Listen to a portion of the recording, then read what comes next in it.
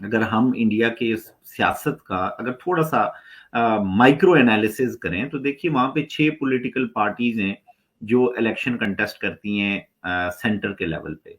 उनमें बीजेपी है, उसमें इंडियन नेशनल कांग्रेस है, बहुजन समाज पार्टी है, उसके अंदर नेशनल पीपल्स पार्टी है, इसके अलावा कम्युनिस्ट पार्टी ऑफ इंडिया है, और लास्ट आम आदमी पार्टी है।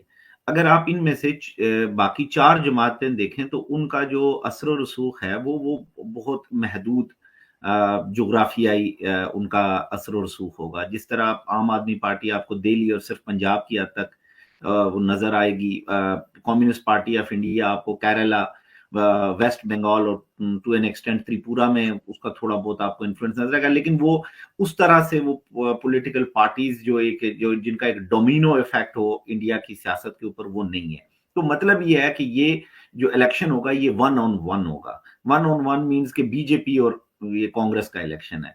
अब क्या कांग्रेस को ऐसा कौन सा पुश फैक्टर मिला है इस इलेक्शंस में कि जिसके ऊपर हम ये कहें कि शायद कांग्रेस कोई कम बैक कर सके, वो कुछ ऐसा नजर नहीं आ रहा। और दूसरा ये कि जिस तरह मोदी ने एक डिविसिव रेटरिक जो इंडियन सियासत के अंदर जो एक पूरी कम्युनल पोलराइजेशन को जिस तरह से प्रिसिपिटेट किया और उसको एक एक इंस्टीट्यूशनलाइज कर दिया है, उसने हिंदुत्व को एक कंटेम्प्रेरी सोशल रियलिटी इंडिया की बना दी है। अब उससे डिविएशन होती नजर नहीं आ रही। जिस तरह अगर हम इंडिया की सियासत के पहले 30 साल देखें, जब इंडिया आजाद हुआ, तो पहले 30 साल आप देखिए कि अपोजिशन का वजूद ही नहीं था। कांग्रेस जो है वॉज अ स्वीपिंग फोर्स। मुझे ऐसे लगता है चूंकि इंडिया की जो अभी अगर सियासी ट्रांजिशन को भी आप देखें तो ये प्रोग्रेसिव तो है नहीं, ये रिट्रोग्रेसिव है।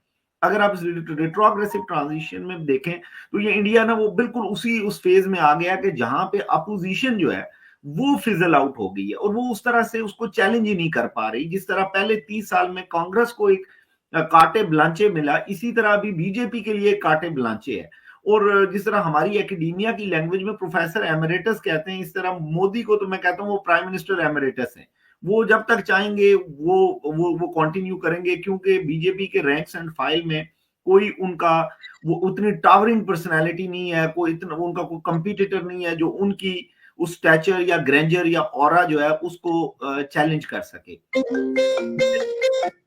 मोदी ने एक एक्सपेरिमेंट किया इंडिया के साथ, जो जिसके ऊपर मैं समझता हूं कि बड़ी सीरियस डिबेट की जरूरत है। ये जस्ट एक मैक्रो लेवल पे हम हमारा ये कह देना कि भारत पीछे जा रहा है, भारत के अंदर कम्युनल पोलराइजेशन हो रही है। देखिए जो सबसे बड़ा मैं समझता हूं कि जो जो पॉइंट ऑफ कंसर्न है इस टाइम पे, वो देखिए कि जो नेशन स्टेट पैराडाइम है उसकी बुनियादी हैयत जो है वो एक सिविक स्टेट के ऊपर खड़ी है। दुनिया ने बहुत सारे एक्सपेरिमेंट्स के बाद, फ्यूडल स्टेट के बाद, एग्रीकल्चरल स्टेट के बाद एक नेशन स्टेट का कॉन्सेप्ट कंसीव किया। लेकिन मोदी जो है इंडिया को एक एथनिक स्टेट बनाने जा रहे हैं। एक एथनिक स्टेट जो Hindu Hindu dominant, Hindu majoritarian state होगी, जिसमें माइनॉरिटीज, जिसमें मुस्लिम, सिख्स, दलित्स, वो they do not stand anywhere. इसकी बड़ी कैटास्ट्रॉफिक रेमिफिकेशंस होंगी। इसकी ये एक इंडिया के लिए एक बड़ा, इंडिया एक क्रॉस रोड्स पे है। इसमें कोई शक नहीं है कि मोदी ने इंडिया को इंटरनली यूनाइट किया है, मोदी ने बीजेपी को स्ट्रेंथन किया है, हिंदू नेशनलिज्म को एक एक एक एक एक फोर्टिफाइंग फोर्स के तौर पे कंसोलिडेट कर दिया इंडिया के अंदर। और लेकिन इसी से इंडिया को खतरा है, क्योंकि देखिए जो जो इनकी स्टेट की जो ओरिएंटेशन थी या जो स्टेट की जो सेक्युलर ओरिएंटेशन थी, उससे इंडिया कंप्लीटली ड्रिफ्ट अपार्ट कर गया है। तो ये देखना बड़ा इंपॉर्टेंट होगा डॉक्टर कमर के ये कहां तक जाएगा। मुझे इनिशियली ये लगता था कि शायद ये एक वेव की फॉर्म में आया है, और दुनिया में जिस तरह पहले भी इस तरह की रिएक्शनरी वेव्स आई हैं, नाजीज्म आया आके चला गया, फाशिज्म इटली में आया आके चला गया, लेकिन इंडिया में ये हिंदू नेशनलिज्म अब वेव नहीं, एक रियलिटी के तौर पे हमें कंसोलिडेट होता नजर आ रहा है। डॉक्टर साहब बिल्कुल सही, मैं आपकी बात समझ रहा हूं, लेकिन एक बात बताएं कि ये जो आप बात कर रहे हैं कि एक एथनिक स्टेट जो है वो इंडिया बनने जा रहा है, तो डॉक्टर साहब आपको नहीं लगता कि अगर 80% Hindus, if they want to have a Hindu majoritarian government, तो व्हाट्स रॉन्ग इन इट? मतलब बहुत सारे सेगमेंट्स ऑफ सोसाइटी ये कह रहे हैं कि भाई अब हम हिंदू स्टेट बनना चाहते हैं। फॉर एग्जांपल जी, पाकिस्तान में मुसलमान थे, इस्लामिक स्टेट बन गए। ईरान में शिया थे, शिया स्टेट बन गई। So if there are 80% Hindus in India and they want to have a Hindu state, तो डू यू थिंक कि दुनिया को इससे कोई मसला होना चाहिए?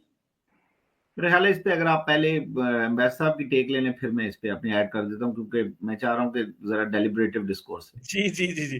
अम्बैड साहब के लिए मैंने एक और सवाल वैसे रखा हुआ है, लेकिन आप अगर इस पे बात करें तो मैं अम्बैड साहब से एक और ठीक है। अच्छा देखिए कमर, देखिए नेशन स्टेट पैराडाइम एक अल्टीमेट रियलिटी है जिसके अंदर हम रह रहे हैं। दुनिया एक ग्लोबली इंटरकनेक्टेड वैल्यूज है, ग्लोबलाइज्ड पैराडाइम है जिसके अंदर हम एग्जिस्ट कर रहे हैं।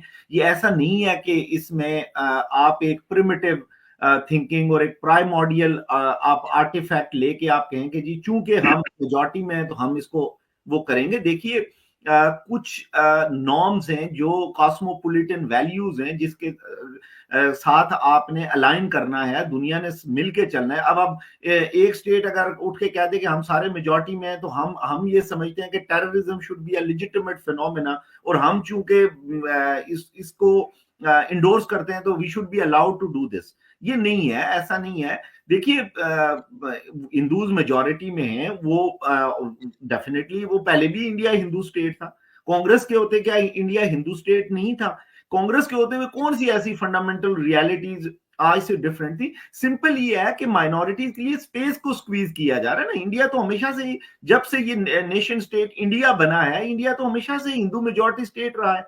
उसमें कोई रियलिटी को बहुत ज्यादा डिफरेंट तो नहीं थी। आप कश्मीर की रियलिटी को उठा के देख लें, इंडिया के अंदर जो सेसेशनिस्ट मूवमेंट थी वो कांग्रेस के होते हुए भी इसी तरह यूबिक्विटस थी। कोई इसमें कोई बहुत कोई फंडामेंटल चेंज तो नहीं है, एक्सेप्ट फॉर द फैक्ट कि जो अब बीजेपी है वो कॉन्स्टिट्यूशनल और लीगल चेंजेस के थ्रू जो एक हिंदू डोमिनेशन है उसको इंट्रेंच करके बाकियों की स्पेस को स्क्वीज करना चाहती है। ये असल में प्रॉब्लम यहां पे है।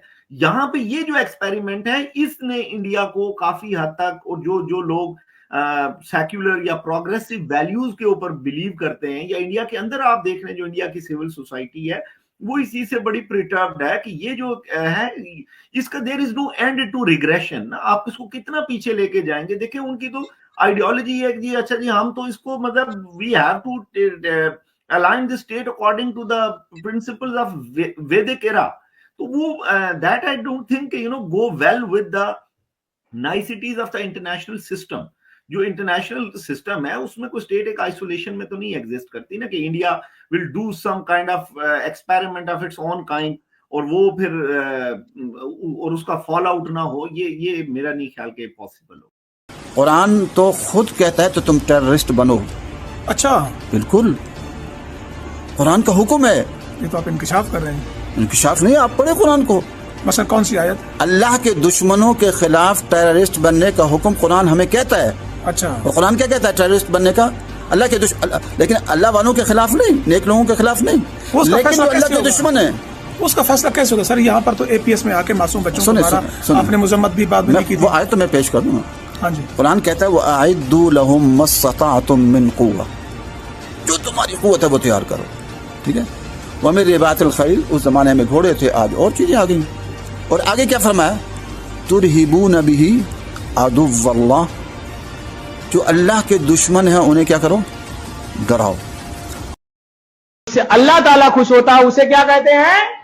इबादत कहते हैं। तो इबादत कहते हैं दिवाली मनाने से अल्लाह खुश होगा?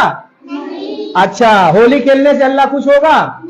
किसी गैर कौम की त्योहार मनाने से अल्लाह ताला नाराज होगा कि खुश होगा? नाराज होगा। और खुश कौन होगा? शैतान।